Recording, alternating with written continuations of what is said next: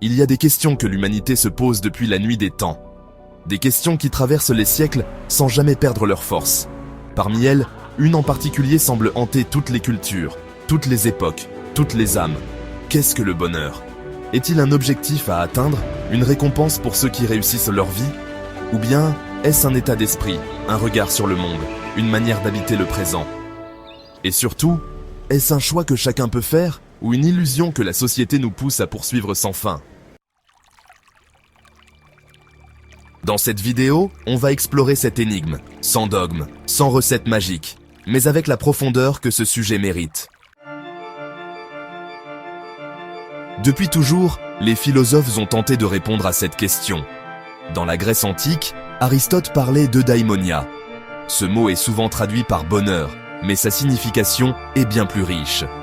Pour Aristote, le bonheur n'était pas un plaisir passager. C'était une forme d'accomplissement. Une vie vécue selon la vertu, la raison et la finalité propre à l'être humain. Autrement dit, on ne ressent pas le bonheur, on le devient. Et cela prend du temps.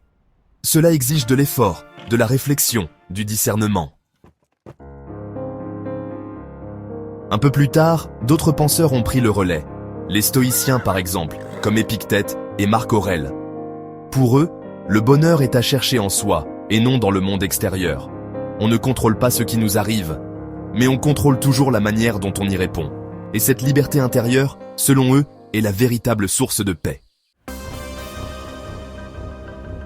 Mais aujourd'hui, dans un monde surstimulé, ultra connecté, individualiste, peut-on encore penser le bonheur de cette façon? La société moderne semble nous proposer une autre vision. Une vision marchande, rapide, rentable. On nous pousse à croire que le bonheur est une accumulation. Plus d'argent, plus d'amis, plus de likes, plus d'expérience. Et paradoxalement, jamais l'humanité n'a semblé aussi stressée, aussi vide, aussi fatiguée. Ce contraste fait naître une idée dérangeante. Et si le bonheur n'était qu'une illusion? Un mythe moderne, entretenu pour nous faire courir. Un mirage qui recule à chaque fois qu'on croit s'en approcher. Mais attention, ce n'est pas parce que l'on court après une fausse définition du bonheur que le bonheur n'existe pas. Peut-être que nous nous trompons de direction. Peut-être que le bonheur n'est pas dans le plaisir immédiat, mais dans la cohérence intérieure. Pas dans la possession, mais dans la présence. La psychologie moderne rejoint cette idée. Les recherches en psychologie positive, notamment celle de Martin Seligman, montrent que le bonheur durable dépend de plusieurs piliers. Le sens, les relations humaines profondes, l'engagement dans des activités qui nous absorbent, la gratitude et la capacité à savourer l'instant. Ces choses-là ne s'achètent pas, elles se cultivent, et cela demande du temps, de la patience et des choix. Oui, des choix. Parce qu'il y a bien une part du bonheur qui dépend de nous. Nous ne contrôlons pas tout.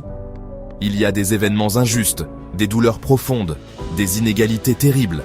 Mais dans chaque vie, il y a un espace, même minuscule, de liberté. Le choix de notre regard. Le choix de ce qu'on nourrit en nous. Le choix de revenir, encore et encore, à ce qui compte vraiment. Et peut-être que c'est là que tout commence. Non pas dans la poursuite du bonheur, mais dans l'accueil de la vie telle qu'elle est, avec ses ombres et ses lumières. Alors, le bonheur, est-ce un choix ou une illusion? La réponse n'est peut-être pas tranchée. Elle dépend de notre définition du bonheur, de notre histoire, de notre manière de vivre. Mais une chose semble certaine. Plus on cherche le bonheur comme un objet à posséder, plus il nous échappe. Et plus on vit avec sens, présence, amour, plus il se manifeste. Le bonheur n'est pas un but au bout du chemin. C'est une manière de marcher, une façon de vivre, une qualité de regard. Ce n'est pas un état permanent, mais une fréquence que l'on peut apprendre à capter, parfois faible, parfois intense, mais toujours possible. Alors peut-être que le vrai choix, ce n'est pas d'être heureux, mais de vivre pleinement, ici et maintenant, et d'accueillir, sans illusion, la beauté fragile de l'existence. Mais il y a un paradoxe que l'on évite souvent d'aborder, et pourtant, il est essentiel. Le bonheur véritable passe parfois par la souffrance. Pas la souffrance gratuite, brutale, imposée, mais celle qui accompagne la transformation, la croissance, le dépassement. Un parent peut vivre l'épuisement, le renoncement, les sacrifices. Mais dans cette fatigue, il y a aussi une forme d'amour si grande qu'elle devient source de joie. Ce que cela nous apprend, c'est que le bonheur n'est pas toujours doux. Il peut être exigeant, il peut nous faire mal, mais il nous relie à quelque chose de plus grand que nous-mêmes. Il ne s'agit pas ici de glorifier la douleur, mais de reconnaître qu'elle fait parfois partie du chemin, et que c'est justement en la traversant, sans fuir, sans tricher, qu'on découvre une forme de paix beaucoup plus profonde que le simple plaisir. Aujourd'hui, la société nous vend une autre version. Une version édulcorée, rapide, instantanée. Si tu n'es pas heureux, c'est que tu n'as pas acheté le bon produit. Si tu souffres, c'est que tu fais quelque chose de travers. Le bonheur est une obligation, une norme. Et cette injonction est peut-être le piège le plus grand de notre époque. Parce qu'à force de vouloir être heureux à tout prix, on devient incapable de traverser les moments difficiles. On culpabilise à la moindre tristesse. On se croit défaillant si l'on ne sourit pas. On se compare aux autres, à leurs photos retouchées, à leurs vies mises en scène. Et peu à peu, on s'éloigne de soi. Mais la vérité, c'est que la vie humaine n'est pas linéaire. Elle est faite de hauts et de bas, de lumière et d'ombre.